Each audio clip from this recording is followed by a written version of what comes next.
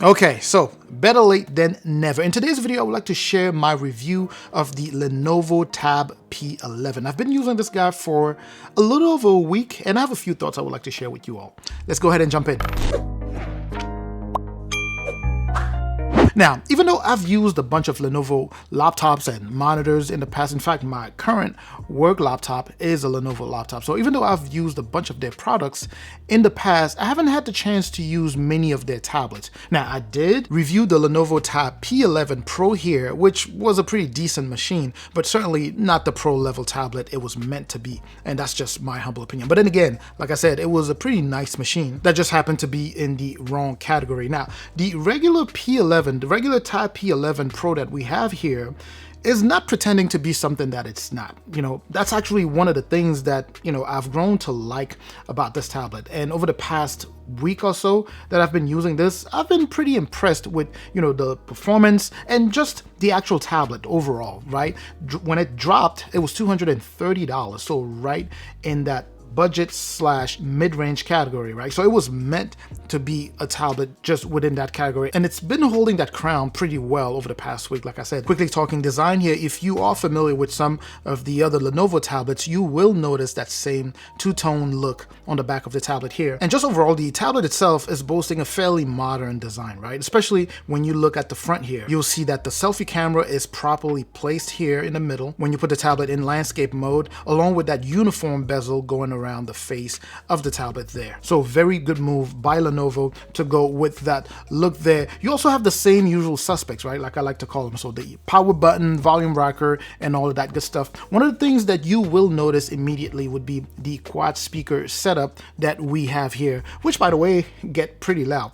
You get a quad speaker setup here, which is something that you don't get with the Samsung Galaxy Tab S6. Like you do get that with the A7 and the A8. But then again, if we were trying to compare this to a Samsung tablet, I would probably lean towards comparing this to the Samsung Galaxy Tab S6 Lite, which by the way, I will make a video comparing the two. Now, continuing here, you also do get a micro SD card slot. You have a USB Type-C port, so a standardized port here. And you will also get these 4 pins here for the keyboard, meaning that there is an official keyboard case for this guy here. It's always nice to have something official, officially made by the manufacturer to go along with the actual device. Now, one thing we don't have here is a headphone jack. So that'll be something you'll find on like the A7, the A8, and the S6 Lite, I believe, but you do not have a headphone jack here. And by the way, I'm certainly hoping you're enjoying the content so far, which if you are, please do me a favor, hit both the like and the subscribe button there. I truly appreciate that. All right, so now let's jump on screen here. The display here is 11 inches. It's called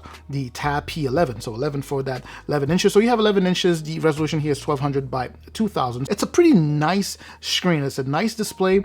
Now, it may not be as PPI dense as one would expect, but it actually looks pretty nice, fairly vibrant colors, and it seems to be brighter than the specs would lead you to think. And it will run things like YouTube, Netflix, and so forth at 1080p, so at full HD. That's really, really nice. And like I said, it does look nice also playing games and watching movies, especially, right? It looks really nice. It's an IPS display, by the way. I'm not sure if I mentioned earlier. You will find a lot of TFT displays on tablets within this category, right? Budget to mid-range, but this one is an IPS display. So a little bit of a step up when compared to other tablets within the same category. Now, in terms of specs and performance, what you're looking at here is a Snapdragon 662.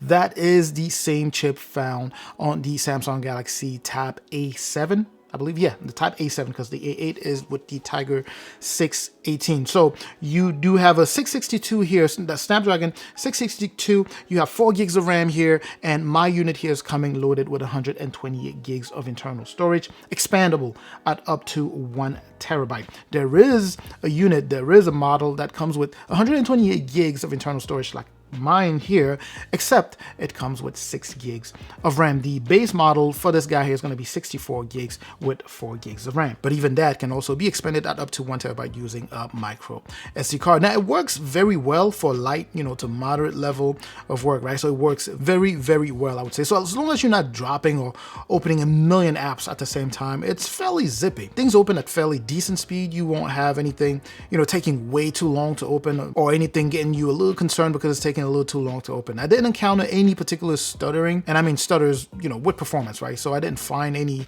issues with that on light to moderate productivity. It worked pretty well. Now, once you go ahead and push the productivity higher and you go heavy and start opening a lot of things and letting a lot of things run in the background, you will start noticing a little bit of a lag here and there, right? So at one point I had a bunch of stuff opening and even videos on YouTube, and then I put the tablet to sleep and then turn it back on. It took a few seconds just to open, and even when it was opening, it just kept lagging, right, and stuttering. But I am not mad at that, because that's not what this tablet is supposed to be, right? It's not supposed to be a productivity tablet. You know, it does have a productivity mode for you to get a little bit more productive, but it's not meant to be a productivity tablet. What you have here is a clean version of Android 11, you know, loaded here with a UI that looks, you know, it looks pretty stock. Originally, it was loaded with Android 10. You know, let's say if you were to buy it last year when it dropped, that was with Android 10. But my unit here, because I just bought it, it came loaded with Android 11, meaning if you had Android 10, you would have been able to upgrade to Android 11. Not sure whether you'll see another update here, but, you know, only time will tell. It does come loaded with some bloatware though. But of course, as always, you can go ahead and just remove that if you choose to. And like I mentioned, it does have a productivity mode that you can use here. It's not anything, you know, near what you would get from a Samsung DeX, right? It's definitely something that's going to make you a little bit more productive than if you were just using the tablet as is, but it's not anywhere near what Samsung would offer, where it changes the UI for you to use, you know, use it as if it were a desktop. And for those of you who have used Samsung DeX, you know that it's fairly fluid and truly boosts your productivity. But I like to have this productivity mode here than not having it. It's definitely a nice addition. I'm certainly hoping that they continue to improve it. If you remember, Samsung DeX also took a minute to get where it's at, so hopefully they could get to make some improvements. Now, let's talk gaming here real quick. Now, when it comes down to gaming, I did test out a bunch of games here, right? Starting with light to moderate to heavy games. And when it came down to heavy games, I tested out my all-time favorite, like I always do, Call of Duty Mobile, PUBG, and also Asphalt 9. Now, they played pretty well. Call of Duty played particularly well, right? Especially because the game itself gets updates all the time, right? So it's fairly well optimized, so you would expect it to play very well. Something like Asphalt 9, on the other hand, every now and then it encounters some stutters, but nothing really crazy. It didn't necessarily impact the game in a very negative way, but it was definitely there, right? So I just figure I'll bring that up. So every now and then you get a little bit of stutter, and then it will be smooth. As far as PUBG Mobile goes, of course, you can't play this at the highest settings, so it would play. So it's not a gaming tablet, but it certainly will play many games. Now, as far as the battery goes, we are looking at 7,700 milliamp in terms of size, right? And Lenovo does claim that it can go up to 12 hours of video playback. Now, I did not specifically test that, but I can tell you that it's a good battery. It lasts a minute. I wouldn't be surprised if you actually hit that 12 hours suggested or claimed by Lenovo. In the past 7 to 8 days have been really good. So it's definitely an all-day battery, you know, assuming of course you use it as it's meant to be. Even if you're a power user using this, you know, all day and just charging it at night. So very good battery. Now, in terms of the camera, on the back here we have one main camera, and it's a 13 megapixel lens, right? It does take some pretty decent shots for a budget tablet. I mean, it's a budget tablet. Don't expect it to come out like something coming out of an iPhone or something. So it's nothing particularly amazing, but it will work. The front camera is an 8 megapixel, which is not meant to shoot 8K videos, so as long as the setting is well lit, you'll be just fine, right? Now, one of the biggest appeals of the Tab P11 here is the fact that this device is compatible with the Lenovo Precision Pen 2, which, by the way, is an active pen, right? So you can charge it through a USB port. And also, as we're talking pen here, keep in mind that you would have to purchase this separately if you want one. It's a pretty nice stylus to use here, right? So there's,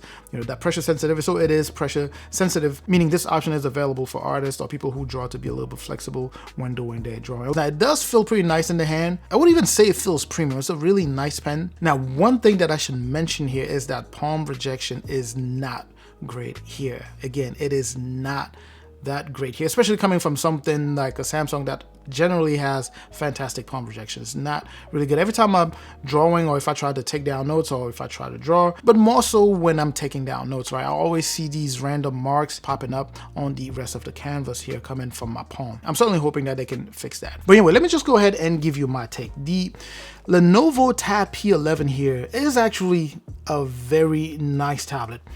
even at that 230 when it dropped over a year and a half ago, that was a great price. That was a fantastic price for what it offers. Again, you know, obviously the 230 would get you just a tablet, and then you can purchase, you know, the Precision Pen 2 or the keyboard cover along with the actual back cover here that to prop up the tablet and use it as a mini laptop. You would have to buy all of that separately, but the 230 for this tablet was already good. Now, if you were in the market for something like this right now, I would say try to see if you can find a deal, right? If something has been sitting for, maybe not sitting, if something has been out for well over a year and a half, you don't want to pay that same 230 people were paying when it first dropped. Lenovo had a deal where for $239, you would get this guy, you would also get the keyboard, and you also get the back cover, and that was $239 or $240. So keep looking out for those deals and see if you can find one. Now, if you ask me, this is a go for me if you can find it at a good deal, right? Just try not to pay the regular price because it's been a year and a half. So if you can find this at a good price, go ahead and go for it. It's still a nice budget tablet. Let me know what your questions in the comment section. I will catch you in the comment section. Share the video if you know anyone who will be interested. Make sure to, of course, not forget to like and subscribe. Not sure if I said that already. I'm going to catch you in the comment section. I'm also going to catch you in the next video, and up until that next video, of course, as always, stay safe out there.